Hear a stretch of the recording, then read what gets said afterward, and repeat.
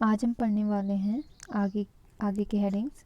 तो सापेक्ष आकार अगर हम देखें त्रिज्या मीटर में तो इनके उदाहरण सामने दिए गए हैं। अगर 10⁻⁻10 होता है तो हाइड्रोजन परमाणु का इसका उदाहरण है। 10⁻⁹ होगा तो जल अणु इसका उदाहरण है। 10⁻8 होगा तो हीमोग्लोबिन का अणु जो होगा वो इसका उदाहरण है। 10⁻4 होगा तो रेत के कण, ये इसका उदाहरण है। और 10⁻3 चींटी, ये उसका उदाहरण है। और 10⁻1 सेब जो है इसका, सेब के यानी जो वो होगा इसका उदाहरण है। ठीक है, अब हम देख सकते हैं कि जब परमाणु का आकार इतना सूक्ष्म है कि हम इसे नगण्य मान सकते हैं तो हम इसके बारे में क्यों सोचें।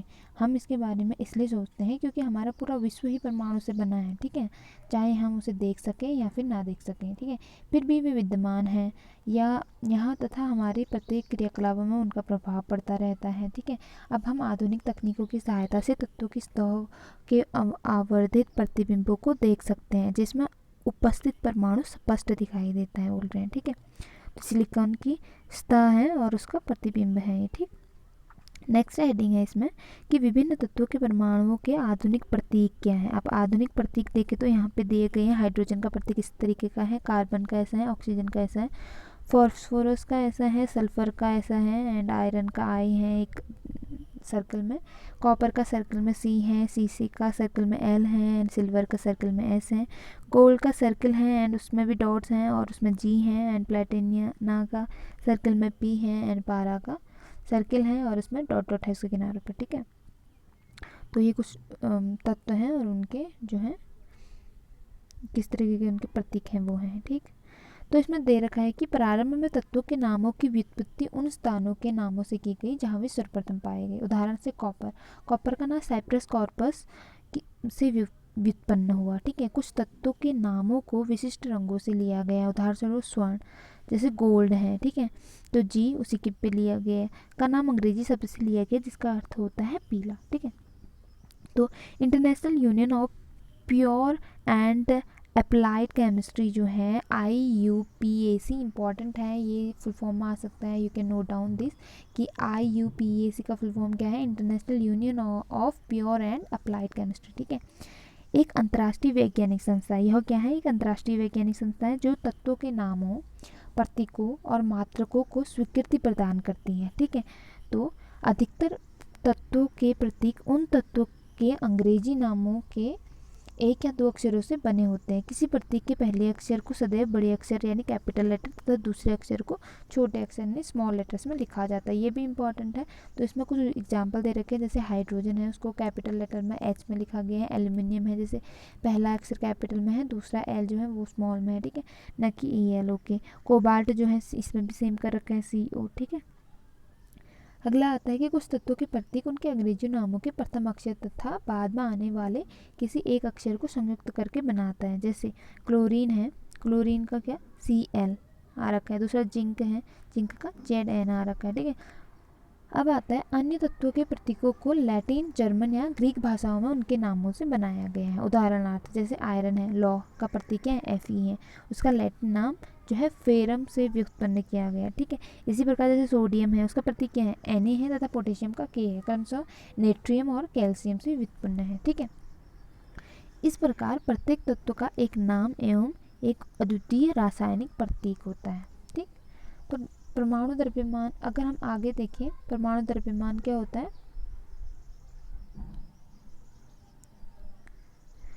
तो डाल्टन की परमाणु सिद्धांत की सबसे विशिष्ट परिकल्पना परमाणु द्रव्यमान की थी। ठीक है, किसकी, परमाणु सिद्धांत की, डाल्टन की। ठीक है, तो उनके अनुसार प्रत्येक तत्व का एक अभिलाक्षणिक परमाणु द्रव्यमान होता है। डाल्टन का सिद्धांत जो है स्थिर अनुपात के नियम को इतनी भली भांति समझाने में समर्थ था कि वैज्ञानिक इससे प्रेरित होकर परमाणु द्रव्यमान को मापने की ओर अग्रसर हुए। ठीक है, चूंकि एक परमाणु के द्रव्यमान को ज्ञात करना अपेक्षाकृत कठिन कार्य था, यानी कि ये कठिन था, इसीलिए रासायनिक संयोजन के नियमों के उपयोग एवं व्युत्पन्न यौगिकों के द्वारा सापेक्ष परमाणु द्रव्यमान को ज्ञात किया गया। ठीक है, यहाँ पे हम देख सकते हैं कुछ तत्व और उनके प्रतीक, बहुत इंपॉर्टेंट ये चार्ट है।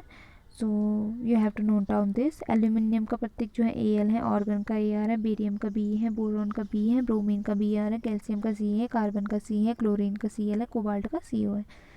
अब आता है कॉपर का Cu है, फ्लोरीन का F है, यानी गोल्ड का Eu है, हाइड्रोजन का H है, आयोडीन का I है, आयरन का Fe है, Cc का Pb है और मैग्नीशियम का Mg है, नियोन का Ne है। ठीक है, अब आता है नाइट्रोजन का N है, ऑक्सीजन का O है, पोटेशियम का K है, सिलिकॉन का Si है, सिल्वर यानी चांदी का Ag है, सोडियम का Na है, सल्फर का S है, यूरेनियम का U है, जिंक का Zn है। ये मुखाग्री याद होनी चाहिए, बहुत इंपॉर्टेंट चार्ट है। ठीक है, आगे देखते हैं।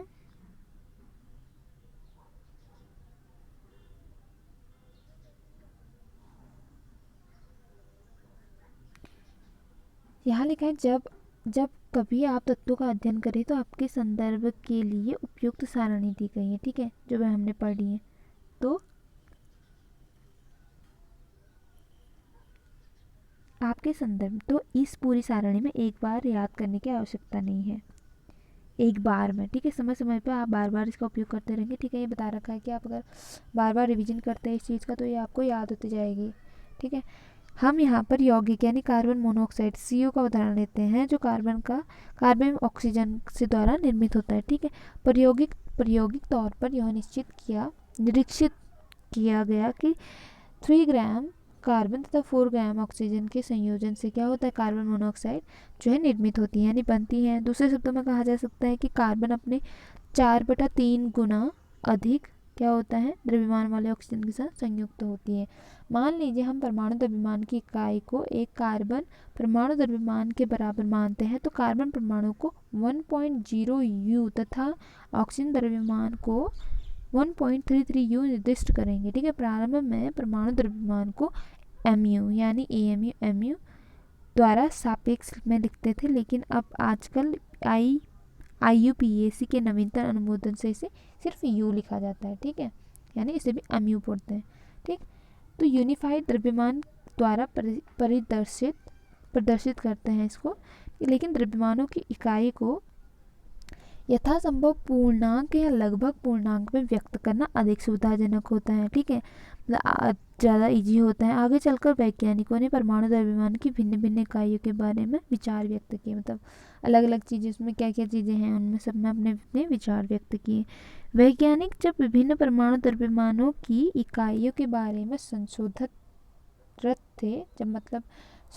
कर रहे थे, तो उन्होंने प्रारंभ में प्रकृतिजन्य ऑक्सीजन परमाणु के द्रव्यमान के 1/16 भाग को इकाई के रूप में लिया था। ठीक है, 2 कारणों से इसे सुसंगत समझा गया। अब वो कारण क्या क्या थे, इम्पोर्टेंट है। पहला कारण था कि ऑक्सीजन अनेक तत्वों के साथ अभिक्रिया करके यौगिक बनाता है। इस परमाणु द्रव्यमान इकाई द्वारा अधिकांश तत्वों के परमाणु द्रव्यमान पूर्णांक में प्राप्त होते हैं। ये दूसरा था। ठीक, यद्यपि 1961 में परमाणु द्रव्यमान को ज्ञात करने के लिए परमाणु द्रव्यमान इकाई कार्बन 12 समस्थानिक यानी आइसोटोप हैं, जो कि को मानक संदर्भ के रूप में सार्वभौमिक रूप से स्वीकार किया गया था, अपनाया गया था। तो कार्बन 12 समस्थानिक के एक परमाणु के 1/12वें भाग को मानक परमाणु द्रव्यमान इकाई के रूप में लेते हैं। ठीक है, कार्बन 12 जो है समस्थानिक के एक परमाणु द्रव्यमान सापेक्ष सभी तत्वों के परमाणु द्रव्यमान प्राप्त किए गए। ठीक, कल्पना कीजिए कि एक फल विक्रेता बिना मानक भार के फल बेच रहा है। वह एक तरबूज लेकर कहता है इसका द्रव्यमान जो है 12 इकाई है। तो 12 तरबूजीय इकाई अथवा 12 फल द्रव्यमान इकाई जो है वह तरबूज के 12 बराबर टुकड़े करता है तथा पाता है कि उसके द्वारा बेचे जा रहे प्रत्येक फल का द्रव्यमान जो है तरबूज के एक टुकड़े के द्रव्यमान के कितना है, सापेक्ष है। ठीक है, जैसा कि चित्र में भी दे रखा है 3.4 में दिखाया गया है। अब वो फलों के सापेक्ष में जो है फल द्रव्यमान यानी FMU में बेचता है। जैसे एक तरबूज में उसने 2 वो बेच रखे हैं। ठीक है, तो अब क्या है, किसी तत्व के सापेक्षिक परमाणु द्रव्यमान को उसके परमाणुओं के औसत द्रव्यमान का कार्बन 12 परमाणु के द्रव्यमान के 1/12वें भाग के अनुपात द्वारा जो है परिभाषित किया जाता है। ठीक है, कुछ तत्वों के परमाणु द्रव्यमान अगर देखें तो जैसे तत्व क्या है, हाइड्रोजन है, उसका परमाणु द्रव्यमान यानी म्यू क्या होता है 1 होता है, कार्बन का 12 होता है, नाइट्रोजन का 14 होता है, ऑक्सीजन का 16 होता है, सोडियम का 23 होता है, मैग्नीशियम का 24 होता है, सल्फर का 32 होता है, क्लोरीन का 35.5 होता है, एंड कैल्शियम का कितना होता है 14 होता है। तो ये चार्ट भी बहुत इंपॉर्टेंट है। अगला हेडिंग आता है कि परमाणु किस प्रकार अस्तित्व में रहते हैं, कि इनका अस्तित्व कैसे बना रहता है। ठीक है, अधिकांशतः तत्वों के परमाणु स्वतंत्र रूप से अस्तित्व में जो है नहीं रह पाते। परमाणु अणु एवं आयतन बनाते हैं।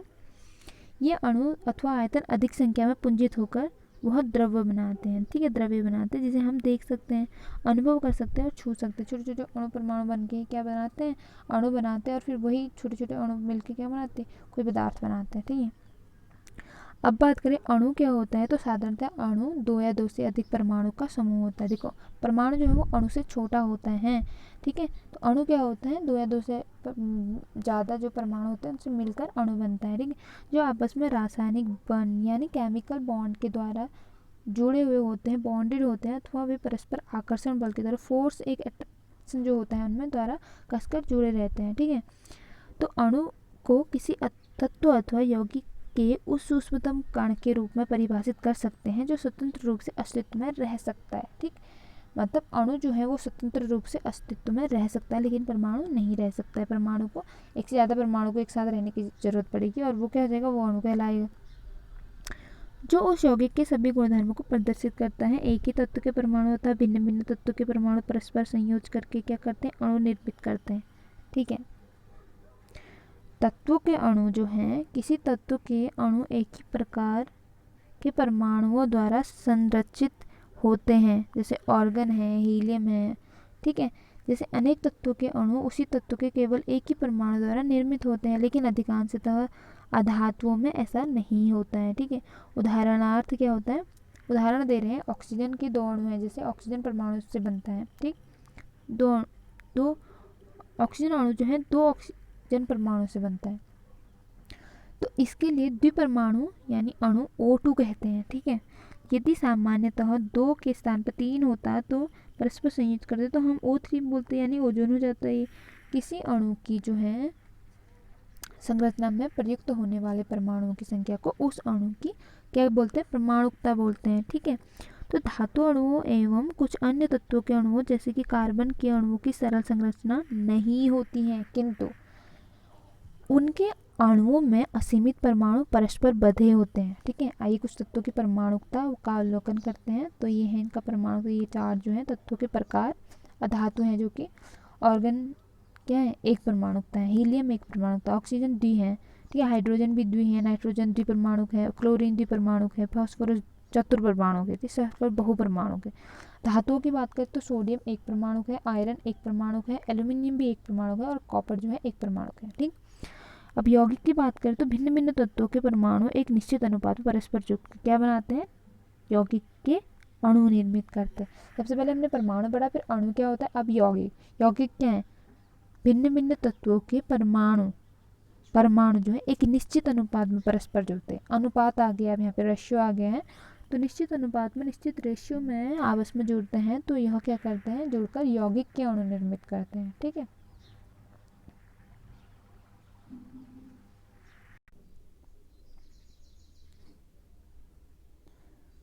तो अब बात आती है कुछ यौगिकों के अणुओं की। ठीक है, जैसे यौगिक क्या हो गया, जल यौगिक हो गया। ठीक है, संयुक्त तत्व क्या क्या है, किससे किससे मिलकर जैसे जल बना है, तो हाइड्रोजन और ऑक्सीजन से मिलकर बना। कितना अनुपात होगा इनका, तो 1:8 होगा, जो कि हाइड्रोजन का जो है इसमें 1 है और 8 जो है वो ऑक्सीजन का है। अमोनिया का देखो तो अमोनिया का नाइट्रोजन और हाइड्रोजन है। ठीक है, 14.3 है। कार्बन डाइऑक्साइड का कार्बन और ऑक्सीजन 3.8 है। ठीक है, all charts are important in this chapter. तो अगर हम दूसरा देखें तो द्रव्यमान अनुपात देखें, तत्व देखें द्रव्यमान अनुपात, तो द्रव्यमान परमाणु द्रव्यमान कितना होता है, द्रव्यमान अनुपात या फिर परमाणु द्रव्यमान और सरलतम अनुपात उनका। तो अगर हाइड्रोजन का देखें तो द्रव्यमान अनुपात इसका 1 होता है, म्यू देखें तो 1 होगा, परमाणु द्रव्यमान देखें तो 1/1 = 1 होगा और सरलतम अनुपात इसका 2 होगा। ठीक है, ऑक्सीजन का देखें तो 8 है, परमाणु द्रव्यमान देखें तो इसका 16 है, और अगर इसका द्रव्यमान अनुपात बाय परमाणु द्रव्यमान करें तो 8/16 डिवाइड तो = 1/2 आ जाएगा और इसका सरलतम अनुपात 1 होगा। ठीक, आयन क्या होता है नेक्स्ट। तो इस प्रकार से जल अणु में प्रयुक्त परमाणु की संख्याओं का अनुपात कितना होगा, 8 रेशियो जी H रेशियो O जो होगा वो कितना होगा, 2:1 होगा। ठीक है। आयन क्या होता है नेक्स्ट, धातु एवं अधातु युक्त यौगिक अवशेषित कणों से बने होते हैं। ठीक है। इन अवशेषित कणों को आयन कहते हैं। आयन एक क्या होता है, अवशेषित परमाणु होता है अथवा परमाणुओं का एक ऐसा समूह होता है जिस पर नेट आवेश विद्यमान होता है। ठीक है। यह क्या होता है, ऋण आवेश यानी नेगेटिव आयन वाला तथा धन आवेशित और पॉजिटिव आयन होता है। ठीक है। तो ऋण आवेशित आयन की बात करें तो आयन, एनायन तथा धन आवेशित की बात करें तो कैटायन कहलाता है ये। ठीक। तो उदाहरण के लिए सोडियम क्लोराइड जो है NaCl यानी को लीजिए। इसमें धनात्मक सोडियम आयन है, जैसे Na क्या हो जाएगा, पॉजिटिव हो जाएगा, कैटायन हो जाएगा। ठीक है। तथा ऋणात्मक क्लोराइड है यानी Cl क्या हो जाएगा, आयन हो जाएगा, एनायन हो जाएगा। ठीक है, निगेटिव हो जाएगा। संगठन रूप में विद्यमान होते हैं ये परमाणुओं के समूह जिन पर नेट आवेश विद्यमान हो उसे क्या बोलते हैं, बहुपरमाणुक आयन कहते हैं उसे। हम आयनों के निर्माण के बारे में अध्याय 4 में और अधिक जानकारी प्राप्त करेंगे। ठीक है। कुछ आयनिक यौगिक है, जैसे क्या क्या है, आयनिक यौगिक है जैसे कैल्शियम और उसका संगठन तत्व है कैल्शियम एवं ऑक्सीजन, कैल्शियम ऑक्साइड। तो कैल्शियम और ऑक्सीजन है, जैसे द्रव्यमान अनुपात कितना है, 5:2। मैग्नीशियम सल्फाइड की बात करें तो मैग्नीशियम और सल्फर है, 3:4 है इसका। सोडियम क्लोराइड की बात करें तो सोडियम और क्लोरीन है, तो इसका कितना है, 23:35.5, क्योंकि क्लोरीन का इतना होता है ना। रासायनिक सूत्र लिखना। अब रासायनिक सूत्र लिखने के बारे में देखें तो कैसे लिखा जाता है, जैसे किसी यौगिक का रासायनिक सूत्र उसके संगठन का प्रतीकात्मक निरूपण होता है। भिन्न भिन्न यौगिकों के रासायनिक सूत्र सरलतापूर्ण लिखे जा सकते हैं। इस अध्याय के लिए हमें तत्वों के प्रतीक एवं उनकी इस अभ्यास के लिए हमें तत्वों के प्रतीक एवं उनकी संयोजन क्षमता ज्ञात करनी होगी। किसी तत्व की संयोजन शक्ति अथवा क्षमता उस तत्व की संयोजकता कहलाती है। इंपॉर्टेंट है कि संयोजकता क्या कहलाती है, किसी तत्व की संयोजन शक्ति अथवा क्षमता उस तत्व की क्या कहलाती है, संयोजनता कहलाती है। किसी एक तत्व के परमाणु दूसरे तत्व के परमाणु के साथ किसी प्रकार से संयुक्त होकर एक रासायनिक यौगिक का निर्माण करते हैं। इसको ज्ञात करने के लिए संयोजकता का उपयोग करते हैं। किसी तत्व के परमाणु की संयोजकता, पढ़ाना संयोजकता क्या होता है, तो किसी तत्व की परमाणु की संयोजकता को उसके हाथ अथवा भुजा के रूप में विचार किया जा सकता है। एक और चार्ट देखते हैं, कुछ सामान्य सरल एवं बहु परमाणु आयन जो है आयन, इसमें आयन संयोजकता दे रखी है, आयन के नाम संकेत दे रखे हैं और धात्विक तत्व संकेत दे रखे हैं, बहुपरमाणुक आयन और संकेत दे रखे हैं। तो आयन का नाम देखो, सोडियम जो है संकेत क्या है, Na positive, potassium Na+, silver Ag+, copper Cu+, magnesium Mg-2 positive, calcium Ca2+, zinc Zn2+, ion second जो है Fe2+, copper Cu2+, ammonium Al3+, iron 3 Fe3+। ठीक है। अधात्विक तत्व देखें तो हाइड्रोजन H+ है, हाइड्राइड H- है, क्लोराइड Cl- है, ब्रोमाइड Br- है, आयोडाइड जो है I- है, ऑक्साइड O2- है, सल्फाइड H2- है, नाइट्राइड N3- है। बहुपरमाणु आयन की बात करें तो अमोनियम NH4+ है, हाइड्रोक्साइड OH- है, नाइट्राइड NO3- है। ठीक है। कार्बोनेट, हाइड्रोजन कार्बोनेट HCO3- है, कार्बोनेट CO3 2 नेगेटिव है, माइनस है यानी। ठीक है। सल्फाइड SO3 2 नेगेटिव है, सल्फेट SO4 2 नेगेटिव है, फास्फेट PO4 3 नेगेटिव है। अब देखते हैं कुछ तत्व एक से अधिक संयोजकता दर्शाते हैं। संयोजकता को प्रकोष्ठकों में रोमन संख्या द्वारा दर्शित किया गया है, तो ऊपर दिया गया है, जिनमें भी ये स्टार मार्क लगा हुआ है उनका अर्थ बता रखा है। तो मानव की 2 भुजाएं अथवा ऑक्टोपस की 8 भुजाएं होती हैं। ऑक्टोपस की एक भुजा मानव की केवल एक भुजा पकड़ सकती है। यदि एक ऑक्टोपस को कुछ मानवों को इस प्रकार पकड़ना पड़े कि उसकी 8 भुजाएं मानव की दोनों भुजाओं के साथ प्रयुक्त हो जाए, तो आपके विचार में ऑक्टोपस खुद कितने मानवों को पकड़ सकता है? तो अब ऑक्टोपस को ओ तथा मानव को एच से निरूपित कीजिए, ऑक्सीजन और मानव को हाइड्रोजन से। क्या आप इस संयोजन के लिए सूत्र लिख सकते हैं? क्या आप OH4 को सूत्र के रूप में प्राप्त करेंगे? पादांक 4 ऑक्टोपस द्वारा पकड़े गए मानवों की संख्या प्रदर्शित करता है। सारणी 3.6 में कुछ सरल एवं बहुपरमाणुक आयनों की संयोजकता दी गई है। संयोजकता के बारे में हम और अधिक जानकारी अगले अध्याय में प्राप्त करेंगे। ठीक हो गया। रासायनिक सूत्र लिखते समय आपको निम्न नियमों का पालन करना है। ये अब इम्पोर्टेंट है कि क्या क्या नियम है। आयन की संयोजकता अथवा आवेश संतुलित होना चाहिए सबसे पहले तो। दूसरा क्या, जब एक यौगिक किसी धातु और अधातु के संयोग से निर्मित होता है तो धातु के नाम अथवा उसके प्रतीक के रासायनिक सूत्र में पहले लिखते हैं उसके प्रतीक को। ठीक है।